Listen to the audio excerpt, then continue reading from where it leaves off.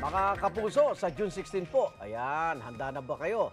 Patutupad na ang sa EDSA ang odd-even scheme. Sa ngayon, 24 oras pa rin ang planong implementasyon niyan at walang window hours.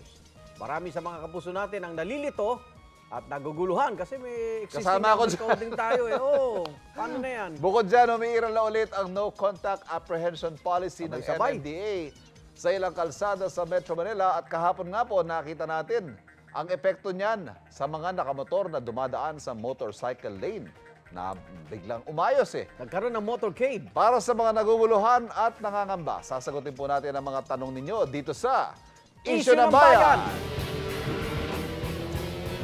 At makakasama po natin para himayin ang issue na yan, si Engineer Rene Santiago, isang traffic management consultant. Engineer, Good magandang umaga po. morning, welcome po. Magandang umaga, Ivan. Thank you for joining us, sir. Yan. Engineer, unahin natin itong No Contact Apprehension Policy o NCAP para sa mga medyo may hindi pa maintindihan. Paki-explain nga po itong polisiya na ito. Ang no contact computer ang magde-detect ng violation ng traffic mo. Hindi na pulis, walang lalapit sa iyo. Okay, walang enforcer to. Walang enforcer. So walang taong involved. Okay. Ito ho, hindi bago. Hindi Ginagamit na ho bago. ito sa, actually, 2022, di ba? Nasubukan nila.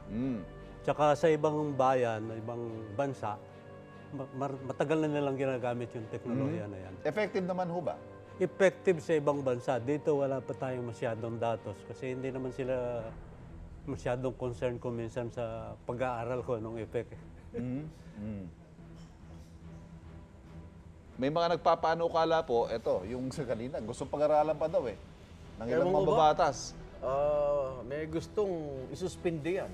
Ang dapat gawin lang, Ano bang problema nakita nyo, engineer? ang nakita kong problema dyan ano ang klase ng paglabag sa trapiko ang dapat i-identify ng no contact ng computer, no? Kung isasama mo lahat ng violation, I think magkakagulo talaga. Malaking problema. Naririnig kong reklamo yung sa lane, no? Ang dalas sa mga daan, hindi klaro yung lane markings. And sa ibang country, halos hindi nila ginagamit yan sa lane. For certain violations lang. Dapat yan i-limit sa certain violation. Like Swerving. So, yan, magkakaroon ka ng issue sa swerving. Swerving. Kasi pwedeng hindi niya nakitang iniwasan mo yung nasa isang behikulo sa kanan mo, kumaliwa kang bigla. Ganon. Ang tingin ko, unahin nila, limitahin nila sa mga very simple. Halimbawa, yung wala ka sa motorcycle lane. Yan, medyo Kaya nasa bike lane ka. O paano ba? Ano mga violation ba pwede? Ayan nga ang problema. Unang-una sa EDSA, dapat walang bike lane. Nilagyan nila. Okay. Tapos, co-sharing yan. Kung biglang nandun ka, hindi naman violation yon, pero hinuhuli nila kung minsan. Depende sa kung paano nila tinuruan yung computer na sabihin. Kaya machine learning tool yun. Okay. So dapat to mas mga major violation ang Yes, para mas Tulad po maliwanag. ng Tulad ng going through red light, yung klarong-klaro. Beating the red light. Malinaw yan. Malinaw yan. Nahuli ka mga sa yellow yellow box. box. Yan, klaro okay. yan. Alright. Pero yung mga lane switching, I think, Wag na patawarin muna mo na. Tsaka yung sa mga moto, walang helmet, nakachinelas, Yan, yung pwede madali yan. siguro yan. Ito pa. Bukod po sa NCAP, sa Hunyo, papatupad ang odd-even scheme sa EDSA. Marami ring nalilito dyan. Pakipaliwanag po ba, parang pinagbabawalan na tayo lumabas ang bahay. So tama ho ba yung odd-even scheme? Para babawasan lang ho kasi gagawin ho yung EDSA eh. Alam mo, they immediately pull it out of their box. Matagal nang ginagamit yan at nagkakamali, no? Kung papaliwalan Sige sa sige go ahead, go ahead, please. Engineer, go confusion ahead po. sa uneven, yan, tignan mo ang confusion sa isang araw kung ending mo ng 1, that is Okay. odd, no? Bawal ka ng Lunes.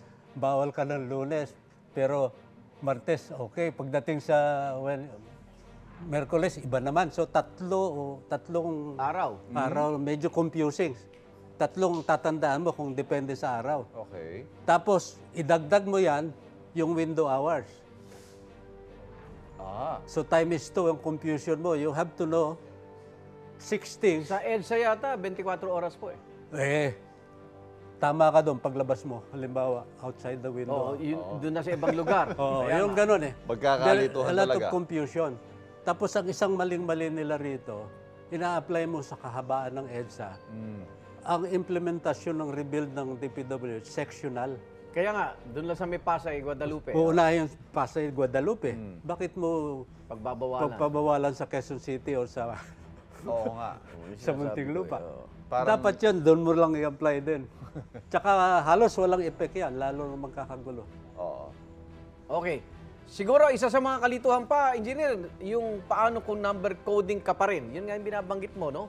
Sabi kasi ng MDA, sasabay din daw yung number coding sa odd-even scheme. So sa EDSA lang yung odd-even scheme, pero hindi ka lamang EDSA lang Sa ibang mga kalye sa dinadaanan mga mo inner lang. roads. O kunyari, papunta kang Pasay o papunta kang Makati. Naku, may sariling coding din ng O Makati. yun, o, pandagdag pa yun. Yung mga malalaking kalye, Commonwealth, C5, hindi saklaw nung odd-even, no? Ang dapat gawin talaga ng MDA, tumnan nila from the viewpoint ng motorista. Hindi yung viewpoint ng nakakadali sa kanila. Oo. Eh, yung mga policy makers ho kasi, mga dehagad, tsaka mga ano, Oo, walang kaya huli. hindi nila nararanasan. Pero 1 month daw yan na dry run daw, engineer. Kung tinatawag nilang matututo sila sa nakitang lesson, eh madalas nakakalimutan nila. Engineer, 2 taong magtitiis sa mga motorista dito. Sa tingin nyo ba, anong mga benefits naman? Parang, will this be worth the sacrifice sa 2 years tayo Bibilis magtitiis? daw ho ang traffic pag Luluwag na-rehab daw ang ba? EDSA. Totoo yun. Dahil kasi very smooth na yun, tsaka markado, maganda yung takbo. Ang pinakamagandang gawin dyan is dagdagan mo talaga ng bagon ng MRT3. Okay. Napakadaling execute niyan in a few months dahil binili na yung bagon May 48 Dalian trains niya nakabinbin lang Pero sa... engineer, may tanong ako eh. Sige, pumino. Pero kung yung volume mo pareho, yung volume mo ganun pa rin. kaya nga, so Hindi naman traffic lumuwag pa rin. eh. Hindi lumuwag. Bibilis lang ng konti ang biyahe. Siguro ho magiging mas swabe, hindi ka natatagtag, Yeah. di ba? Pero So- yung traffic, hindi ko ho makita paano niya isosolve yung traffic. It's not a solution to traffic. Hindi talaga siya It's solusyon, a solution to... For comfort. for comfort, less damage sa kotse at saka less Okay. Kaya tsaka matanda na EDSA, dapat na rin ayusin. lalo Highway, na sa Highway 54 pa eh. lalo na yung Guadalupe Bridge, baka bumagsak yan. Isa yun. Tama, oo. tama. Oo.